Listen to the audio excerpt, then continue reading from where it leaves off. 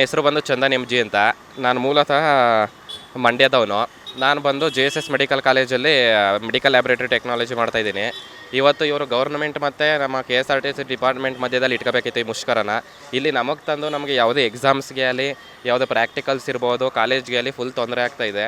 ಈಗ ಪ್ರೈವೇಟ್ ಬಸ್ಗಳು ಕೇಳಿದ್ರೆ ತುಂಬ ಲಾರ್ಜ್ ಹೇಳ್ತಾ ಇದ್ದಾರೆ. ಈ ಮಾಮೂಲಿ ಆಟೋಗಳು ಕೇಳಿದ್ರೆ ನಮಗೆ ₹100 ₹150 ಕೇಳ್ತಿದ್ದಾರೆ.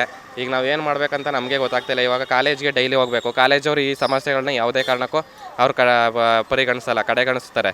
ಅದರಿಂದ ನಾವು ಸರ್ಕಾರಕ್ಕೆ ಮನವಿ ಮಾಡ್ತಾಯಿದ್ದೀವಿ, ನೀವೇನೇ ಇದ್ರೂ ನಿಮ್ಮ ಮಧ್ಯೆ ಇಟ್ಕೊಳ್ಳಿ, ನಮ್ಮ ಸ್ಟೂಡೆಂಟ್ಸ್ ಯಾವುದೇ ಕಾರಣಕ್ಕೂ ತೊಂದರೆ ಕೊಡಬೇಡಿ ಅಂತ ಮನವಿ ಮಾಡ್ಕೊಳ್ತಿದ್ದೀನಿ. ಹೆಸರು ಬಂದು ಚಂದನ್ ಎಮ್ ಜಿ ಅಂತ. ನಾನು ಮೂಲತಃ ಮಂಡ್ಯದವನು. ನಾನು ಬಂದು JSS ಮೆಡಿಕಲ್ ಕಾಲೇಜಲ್ಲಿ ಮೆಡಿಕಲ್ ಲ್ಯಾಬ್ರೇಟರಿ ಟೆಕ್ನಾಲಜಿ ಮಾಡ್ತಾಯಿದ್ದೀನಿ.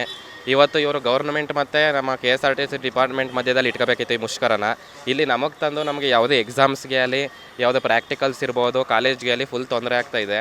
ಈಗ ಪ್ರೈವೇಟ್ ಬಸ್ಗಳು ಕೇಳಿದ್ರೆ ತುಂಬ ಲಾರ್ಜ್ ಹೇಳ್ತಾ ಇದ್ದಾರೆ. ಈ ಮಾಮೂಲಿ ಆಟೋಗಳು ಕೇಳಿದ್ರೆ ನಮಗೆ ₹100 ₹150 ಕೇಳ್ತಿದ್ದಾರೆ. ಈಗ ನಾವು ಏನು ಮಾಡಬೇಕಂತ ನಮಗೆ ಗೊತ್ತಾಗ್ತಿಲ್ಲ. ಇವಾಗ ಕಾಲೇಜ್ಗೆ ಡೈಲಿ ಹೋಗಬೇಕು. ಕಾಲೇಜವರು ಈ ಸಮಸ್ಯೆಗಳನ್ನ ಯಾವುದೇ ಕಾರಣಕ್ಕೂ ಅವ್ರು ಪರಿಗಣಿಸಲ್ಲ, ಕಡೆಗಣಿಸ್ತಾರೆ. ಅದರಿಂದ ನಾವು ಸರ್ಕಾರಕ್ಕೆ ಮನವಿ ಮಾಡ್ತಾಯಿದ್ದೀವಿ, ನೀವೇನೇ ಇದ್ರೂ ನಿಮ್ಮ ಮಧ್ಯೆ ಇಟ್ಕೊಳ್ಳಿ, ನಮ್ಮ ಸ್ಟೂಡೆಂಟ್ಸ್ ಯಾವುದೇ ಕಾರಣಕ್ಕೂ ತೊಂದರೆ ಕೊಡಬೇಡಿ ಅಂತ ಮನವಿ ಮಾಡ್ಕೊಳ್ತಿದ್ದೀನಿ.